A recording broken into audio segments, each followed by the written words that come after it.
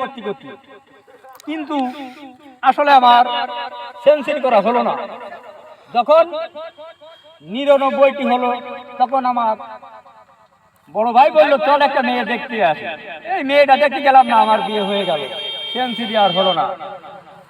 তাই মনের কষ্টে একটা গান আমি আমার নিজের কণ্ঠে গাবো।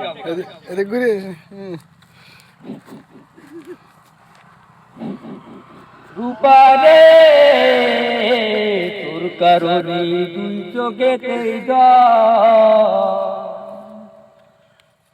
ওরে ভাবতে আমার অবাক লাগে তুই যে এমন হইলি, ওরে ভালোবেসে আমারে তুই আমনের কান্দাই, ওরে কোন সুখতে চলে গেলি তুই আমারে বল, ওরে কোন সুখতে চলে গেলি তুই আমারে বল। রূপারে তোর কারণে তুই চোখেতেই জল। এভরিবডি